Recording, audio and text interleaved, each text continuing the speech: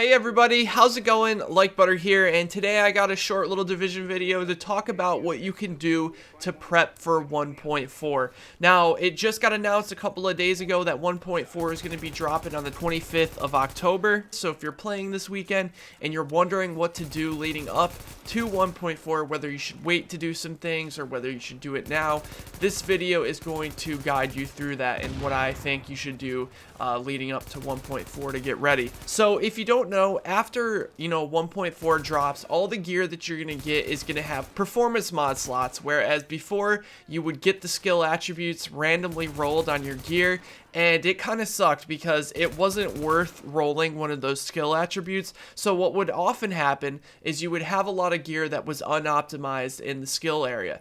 Well, now, since the skill attributes are much lower, they could allow us to have performance mod slots to fill in those skill attribute areas. So what is that going to mean? It's going to mean that your gear is much more interchangeable between your builds. So for example, let's say you have a reckless chest piece that you may use in an Alpha Bridge build and you may use it in a Predator's Mark build. Now say in those two builds you use different skills. Maybe in one of them you use Pulse, maybe in the other one you use, I don't know, Seeker Mine. Well, you're going to be able to change out those performance mod slots to get the boost in statistics in those slots instead of one piece of gear not being able to be used between the two. So what does that mean? What it means is that you shouldn't open any of your seal caches until 1.4 drops. You really want your gear to roll with those performance mod slots so that they're more interchangeable in the future, where if you want to change your build or you want to use it for something else, maybe the meta shifts or meta changes,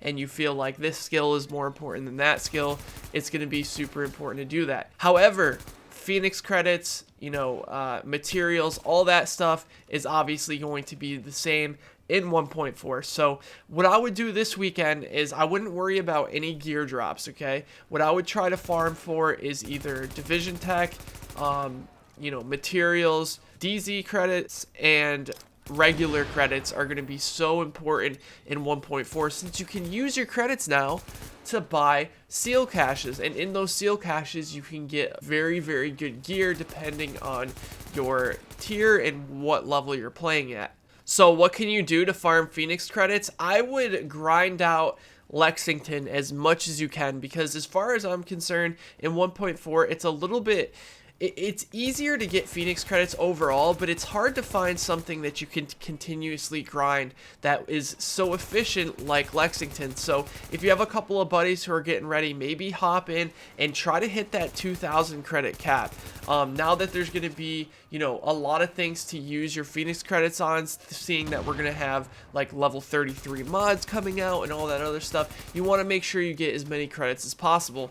Now, I've had a couple people tell me that they've been saving up credits for months and that they're going to have like something around 20 million credits. Well, you guys are going to be set. You're probably not even going to really have to use all of that, but it's definitely going to be very helpful to have those stacked up. Also, there's going to be 229 blueprints and that kind of thing, so the materials that you save up are going to be super important as well. So you can figure out like all your extra gear that you're not going to want, that you're not going to use in 1.4. Maybe it's a little bit unoptimized or it doesn't fit your build.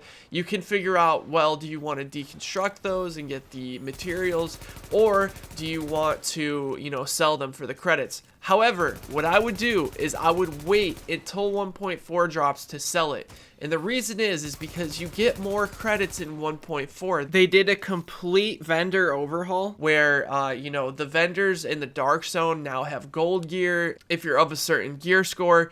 And they made it so that you get a lot more for purples, golds, and gear set items. So I would hang on to most of that gear so that you can sell it right when 1.4 drops. I've had a lot of people asking me like what gear sets they should go for and that kind of thing, but I think I'm going to save that for a different video. But I wouldn't stress out trying to farm for a certain gear set right now, seeing that the way you get gear now is a lot more tedious in 1.3 than it's going to be in 1.4. In 1.4 you're going to have a large variation of loot in different areas, and you can really do whatever you want to get the gear necessary to complete certain activities. It's not like it is in 1.3 where you're forced to play Falcon Lost for Sentry's Call, or you're forced to play, you know, Dragon's Nest for Firecrest. 1.4 is about doing whatever you want to get looted up. Another thing that I did that I thought would be pretty useful for the future is leveling up multiple level 30s. Now, this is my third character that I'm almost to level 30 with, and the reason I'm doing that is so that I can get multiple airdrops, do multiple weeklies when it comes to incursions, and in the future, if they do ever decide to add raids, I will have level 30 characters ready for when that happens. I'm assuming it's going to be like Destiny, where they only let you get the rewards and the raids like once a week. So this is going to be super helpful, since they always talk about how you can do things that are weeklies on different characters. So that's going to be really important. Now, leveling up to 30 can be a little bit tedious, and you can wait until 1.4, since they're going to have double XP if you want to wait to do it then. Double XP, you're going to basically level to 30 in half the time, and probably not even have to do all the missions. You can probably just have a friend like pull you right through the content to get up to level 30. But if you're itching to play the Division a little bit and you don't want to completely get screwed by the poor 1.3 endgame, maybe that's something you can do. So let's go over what we talked about in this video and what you guys should save and not really worry too much about. Don't forget, save all your gear and sell it after 1.4 drops. I wouldn't worry too much about like the very, very old 204 weapons that used to have crit chance, like the SMGs that used to have crit chance. Don't worry about those. Those are going to get changed to crit hit damage, so they're not going to be like super OP or anything like that. But just stack up as many credits and as many, you know, Phoenix credits as you can.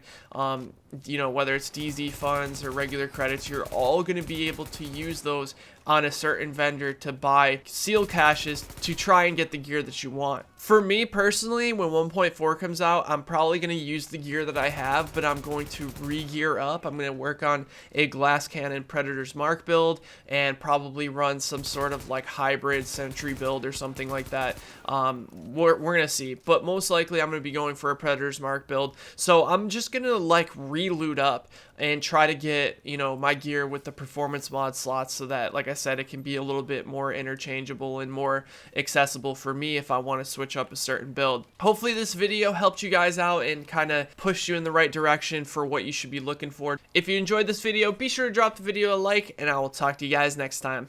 Take care, everybody!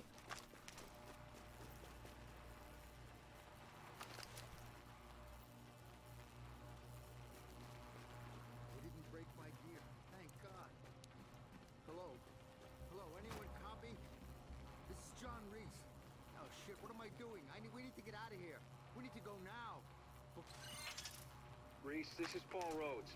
We need that antenna patched and secured, and you just got elected to do it. You copy? Yeah, I copy, but these people, they're monsters. They'll kill us. John, I need you to take a deep breath and find your balls. And when you find them, finish the fucking job.